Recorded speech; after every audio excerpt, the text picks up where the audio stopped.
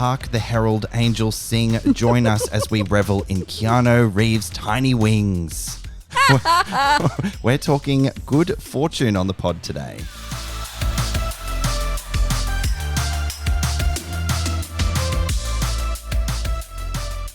Teeny tiny wings. I'm Tim Iffland, film expert. And I'm Leigh Livingstone, entertainment journalist. We love to talk all things movies. And Keanu Reeves. Tiny wings. Tiny wings. In Good Fortune, a well-meaning but inept angel meddles in the lives of a struggling gig worker and a wealthy venture capitalist to teach them a lesson that backfires on all three. Good Fortune is written and directed by Aziz Ansari and stars Seth Rogen, Aziz Ansari, Kiki Palmer, Sandra Oh, and Keanu Reeves. Keanu Reeves. What a get for this film. The whole cast. Yeah, incredible Such cast. a get. Keanu especially here. But yeah, keen to talk about all the players in this film. Yeah, we'll get into that later. But first, let's just give a brief overview of the film. It centres on Arj, played by Aziz Ansari, who is a gig worker in Los Angeles. He does odd jobs. He delivers food. He's sleeping in his car. He's doing it rough, waiting for his big break. Enter Gabriel, played by Keanu Reeves. He's a lower-level guardian angel, as indicated by his teeny tiny wings. Yeah, to put context on that. That is just a funny element in of itself. His job is saving people from texting and driving. That's how low-level he is. That's all he can do. But he must be busy. He must be busy. Well, it's not illegal to text and drive or use your phone while driving in the US. Is it not? No, it's not. That's why. That's wild. If you go online and you watch like content creators and stuff and they're fucking filming shit while they're driving, and I get so anxious about any of that. That's so wild to me because Oprah Winfrey did a big thing back in the day about that. And then also I've noticed that I wonder when things like that happen and somebody's about to answer their phone, I'm like, are they going to pull over? And often they do now. Like they represent it quite well. It's good. But like here in Australia, it's illegal. It's illegal. The fines are hundreds and hundreds of dollars, and it is such a distracting thing. So Gabriel, like Keanu Reeves, his job is actually quite important in the context of people texting while driving. So Gabriel becomes convinced that Arj needs a wake-up call, and so he intervenes. He wants to do something more, and he decides to switch Arj's life with that of Jeff, played by Seth Rogen, who is a wealthy tech bro. And it's to show, he wants to prove the idea that money doesn't buy happiness, except turns out it does. It does. And I love that this film like tackles that idea because we go through life going, have perspective, be gracious and appreciative of what you have. Like money isn't everything. Money isn't everything. But in this film, it's like, well, actually, it's so much better. It does help. It does help. It really does help. Yeah. So Arj likes the luxury that he gets and the life that he's living. Gabriel's plan goes off the rails and he loses his teeny tiny wings. They're just plucked off and he must live among humans until he can fix it. Well, which doubles down on the fact of, the idea that being rich doesn't solve all your problems and it's not as great, is that an angel's punishment is to be human and deal with that. It's like, well, if you as angels consider being a human a punishment for angels, then like, are we being real here? Yeah, exactly. Thematically, it's dealing with so many things like class disparity, housing crisis, gig economy struggles, wealth, modern labor. Yeah. It's ambitious in its themes and quite heavy-handed in it.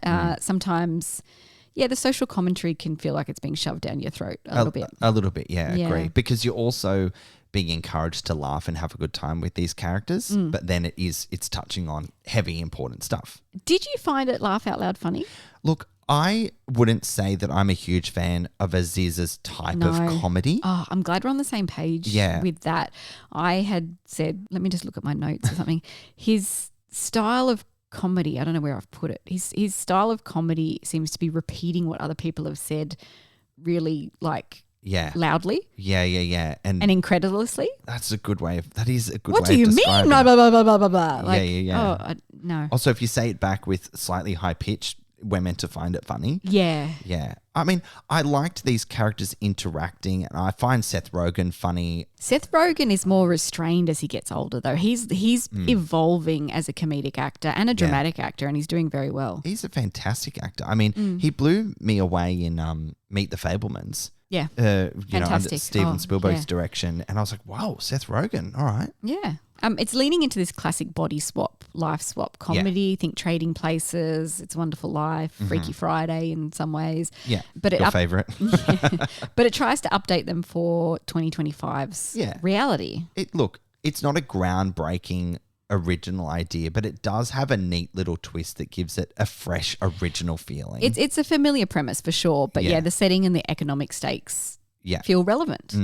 It is definitely a film that speaks so loudly of, hey, this is what is happening in LA, more specifically, but then in other sort of economies and situations. And it's not afraid to go there, I guess. The first two acts are a bit slow, do you think? The third act sort of rushed to wrap things up quite quickly. Yeah. I mean, I didn't find the wrap up believable. No, neither did I. Like he just changes his mind all of a sudden. Yeah. Which, where this film is headed, and it's just whether it really nails the sentiment and that you sort of believe that these characters would end up, in this mutual understanding that they find themselves in, which we won't spoil. But yeah, I do feel like they sort of wrapped things up a bit neatly. Yeah. It's meant to be an optimistic, hopeful film. Yeah. Juxtaposed to where we meet Arj at the beginning of the film where he's literally down on his luck. Down on his luck. He's not having a good time. Yeah. And so you do want to see that character arc take place. Good Fortune is Aziz Ansari's first feature film. As a director? As a director. Is that right? Okay. Yeah. He had another one teed up with Bill Murray as the star called Being Mortal, about end-of-life care and those kind of themes, heavy themes. So yeah, it was similar. And Seth Rogen was meant to star on that as well. I think Keke Palmer was attached too. So it's but production was shut down when Bill Murray was investigated for inappropriate behaviour. Right. So there was a different film that was going to be his debut. And then it's pivoted to this one. So there must have been some legal studio, something going on in the background where he couldn't use that script then. Yeah, because it was attached to Bill. He's got to come up with something else maybe. Yeah. Aziz Ansari's wrote the screenplay. He stars in the lead role. So he's carried multiple hats. That's a tricky ask for a first-time feature film director. Yeah. To be doing everything. Do you think he succeeded in the director's chair, or do you think that he had his finger in too many pies in terms of writing the script, also being the lead in the film? Well, look, he's a 2-time Emmy winner for his series Master of None, which he created. So he knows what he's doing behind the camera. There's some similar themes tackled in that series that are tackled in the film. But I was thinking about this, and maybe he's trying to pack a series worth of ideas into a feature film and it's too much. Yeah. You called out the acts, Act 1, Act 2, Act 3, and it did feel quite episodic in that way. So it's an interesting point in terms of could have it been a limited series as opposed to a film? Yes, there's an element of that thing that I always say, which is not being able to kill your darlings. When you're in control of every aspect of a film, it can be hard to step back and look at it critically and go, do I need that? Do I need that? Is that working? Is that not working? Yeah. What I did appreciate about the film was obviously that little lemon twist of a trope that we know, life swap and stuff, but the stakes did feel real. Lives were being drastically impacted by the fact that Arj wasn't interested in swapping back to his life. Yeah. So I found that really exciting. I was like, oh, okay. So hang on. All right. He's saying what we all really, really believe, that money can buy you happiness, and he's happy to stay there. Fuck the rest of the guys. But I think that's where it kind of went off the rails, because that's where Arj's development kind of stalls. Yes, and we're meant to sort of shift towards Keanu Reeves' Angel and his struggles and Seth Rogen's character, but they didn't really set up Seth Rogen's character in a way that we were invested at that point in his journey. Yeah. And so it's this three-hander fish out of water story in theory, but the other two fish out of waters are sort of thrown to the background when they should have been brought to the forefront in more of an ensemble capacity, true. If that makes sense. They kind of split out from Fellowship of the Ring to the Two Towers. There's all these different, Yeah, but they hadn't done the work for those other two stories. To set up the characters enough. Yeah, I would agree with you there, because we love watching Seth and Keanu do their thing. And I do think that it probably would have been more successful if they stayed as a trio for longer. Yeah. And that may have helped some of those pacing and story, challenges. In terms of the execution, it's got promise. And I was really excited to see this film. I was really looking forward to it.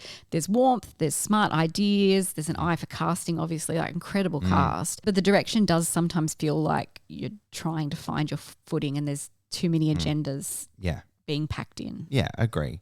I mean, a couple of headlines like this film is about hope in some way and also understanding each other better. So I think there are nice takeaways for this film that you can be like, oh, okay, all right, I learned something or I understood something a bit more. It's a sweet, timely comedy, if you will. It's just pulling you in a lot of different directions. Let's talk about Keanu Reeves as Gabriel the Angel. Of course, Keanu Reeves is Bill and Ted's Excellent Adventure, John Wick, The Matrix, Speed, countless romances. He needs no introduction. Sorry, Keanu who?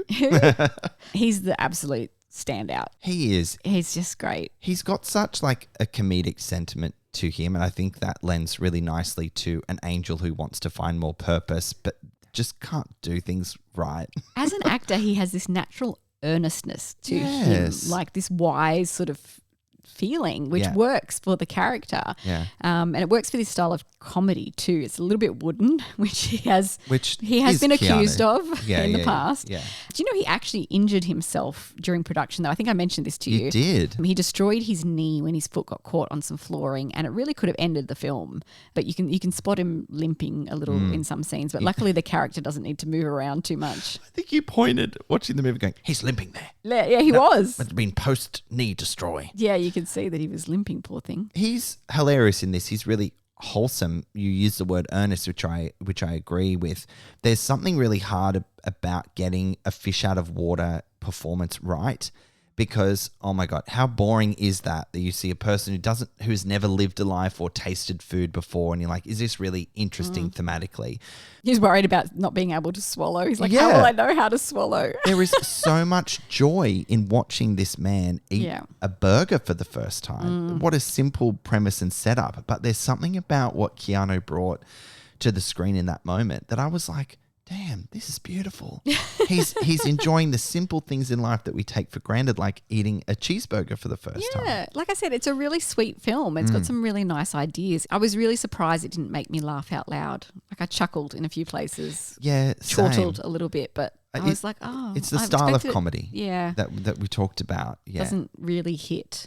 Like it's still funny and there's still things to enjoy and sort of chuckle at. But yeah, it's not, you don't slap your thighs laughing with this film. Aziz Ansari, as we mentioned, Master of None from Parks and Recreation as well. He plays this everyman struggling in the modern economy. It's very relatable. Yeah, he has comedic timing. Like there's no doubt about that. But as a lead carrying the emotional weight as well, he's just slightly less commanding among this really strong supporting cast. Like there's something to be said for maybe making them a bit less great because then it elevates you a little bit. I don't know. It's hard to go toe to toe with that kind of cast. Yeah, it's so true. And like good on him for like throwing himself in the ring with such big players like that. Yeah. What I did connect with him, and maybe it was in the writing or his performance, where this film highlighted really nicely how differently people are treated based on their specific scenario, whether the other person knows that you're rich or a tech bro, or knows that you like live in your car, or what your scenario is. And perfect example of that is one scene where he's sleeping in his car when he's down on his luck, and they're like, you can't sleep here, get moving. But then when he falls asleep in his rich man car, they're like, sir, Tesla, hi, you okay? Just checking you're okay. Oh, you must have fallen asleep. Lol. Yeah. And I mean, it's that old thing of what do you do and how do you treat homeless people when you walk past them in the street? Yeah. It sort of brings you back to asking that like moral question. They're human beings. How do you treat them? How do you think differently about them and challenge yourself on it? So I quite liked that it explored that in this in some way. I think we mentioned his acting style earlier as well. It's like, I found my note now here. His comedy is to repeat everything someone else has said, slightly high-pitched and shocked, which is exactly what you said. Exactly what you said. Oh my God, that's so funny. So if that kind of comedy grates on you, it's going to be tiresome by the end of the film. Tiresome is probably it. And look, films are subjective art. We don't go on this about this a lot. Comedy especially. Like, you either find a type of style of comedy funny or you don't, and that's okay. Yeah. There's plenty to enjoy in this movie, but it may become tiresome for some. This role definitely demands more of him than his previous work has. And as a director and an actor at the same time, it's quite a leap. Kiki Palmer's in this film, and she's Eleanor. She's a friend of the podcast. Leigh, you've interviewed Kiki before. There is something undeniably special about this actor. Amazing. She's so good in this. She's Arj's love interest in the film. More than that, she's a warehouse manager who's trying to unionize the workers that she works with. Yeah. She's really charming, but she's so underutilized. I know. When she is in the film, she does help ground it, which is refreshing. But my God, I just wanted her in it more. She's the moral compass almost. Definitely. And she brings that like authenticity to the story and the characters. And like I said, grounds the characters, but then grounds the story too. Seth Rogen as Jeff, you can currently see him in that hit Hollywood satire, The Studio, which is doing really well. He is the rich tech bro, we said, whose life is swapped with Arch's. His likability makes him, like he's this villainous elite, like eat the rich kind of person. But the angle is more nuanced. It's a really nice performance that he's turning in here. It is nice. His character arc, as I said earlier, is just a little undercooked. I have a question for you. He had got so much time as a rich person. His calendar is stacked with, all sorts of things, buying slippers, etc. But one of the things he does is sauna and cold plunge. Have you ever, and would you cold plunge? I'm just curious. Yes, I have. Do you like it? Yeah, I don't do it regularly. I don't do it here so much, but it's a big thing in Norway where my husband is from. And especially when we go over at Christmas time, my mother-in-law, they have saunas by the beach. Oh and my so God. the fjords are like almost frozen over, absolutely freezing. And you literally pay to sit in this sauna for an hour. You've got it for an hour. You can run out of the sauna and jump into the water and run back into the sauna. And I'm dying to try it because it was a fairly new thing since I've last been there. Oh my God. It looks very cool. Cool. So it's like a public sauna, a public sort of sauna, which sounds a bit gross, I guess, when you say it out loud. But like Norway is a different country. Things are very well taken care of. It wouldn't be graffitied and destroyed in the first 5 minutes. Let's put it that way. Especially in such a public setting. Yeah, no, they use it and they respect and they take care of their things. So so I'm really keen to try it when I get over there. I appreciate the process of it, and I've done it before more than once. It's meant to be good for your circulation. It's meant to be good. There's something about cold water that I'm such a pussy. But you have to get really hot first, like sweaty. Yeah, but no. The ocean needs to be like a warm bath for me. Also in my husband's town, there is a spa hotel. It's one of the best in the country. Cool. And I have done like a girls' day there with my bestie and we've done the cold plunge there. You sit in the sauna. They have like a room full of saunas, all different styles of saunas. So there's one that's got like a herbal infusion. I like doing those things. Yeah, it's really cool. But they also encourage nudity in these. I see. Like a onsen, like a Japanese onsen type thing. I haven't done that, just FYI. But it's a suggestion, not a rule. Let's put it that way. Yeah. But yeah, you sit in there and then in the middle of it all, there's a cold plunge. And I've done that. And it's How refreshing. long do you last? Oh, not long. Like straight in and out. Oh, shoulders under and like out. Yeah. Also, you do shoulders under. I can't even get past my old fella. But you got to make a lot of noise. It's like really uncomfortable. Yeah. But it's becoming more popular here in Australia too. Like it's super popular. Yeah. I watching the sequence of them going from sauna to plunge pool, cold plunge in this movie, I was like, fuck, how many times do they have to do this? Well, I don't know if you have to do it as often as they do it, but why don't you start out small and next time you have a shower, just turn the cold water on really quickly before you get out. I literally couldn't think of anything worse. It's good for your mental health. All right, maybe I should do it. Look at me selling cold plunge. Okay, let's move on. Sandra Oh, I just got to mention her really quickly. Yeah. Grey's Anatomy, Killing Eve, incredible actor. Yeah. She's Gabriel's supervisor, Angel, and she adds this like stern but comedic authority figure to proceedings.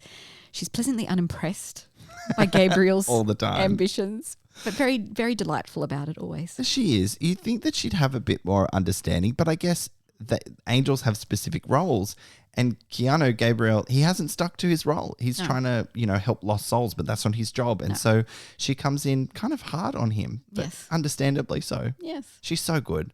Again, like Kiki, I don't really see a bigger role for Sandra's character, Martha. No, but it's not needed, I don't think either. But I just love her so much. Yeah, you just always want more Sandra Oh. Totally. Yeah, the ensemble overall, they work really well together. But like I said, some character arcs just feel secondary or rushed and needed to be fleshed out a bit better. Yeah. But the comedic chemistry, can I just say, sorry, before we move on, between Keanu Reeves, Seth Rogen and Aziz Ansari is actually why this film works in the places that it does work. Yeah. Like you said before about casting being so important to this story and this script like working at all. They're a great triple threat in this film together for sure. Should we talk about the soundtrack just really quickly and the production design? Because there's like, you need the contrast between these two worlds, obviously, to feel really real. And I think LA is a big character and a big tool in doing that. So you've got like the motels and the low rent suburbia, and then the mansions of the ultra rich with the incredible views out across LA. It plays into the juxtaposition of the world that these characters come from, and then ultimately that sort of fish out of water position where they then find themselves in a world that is so unfamiliar to them, or for maybe Seth Rogen's character has forgotten about where he came from and forgot that, that's kind of how majority of people actually live.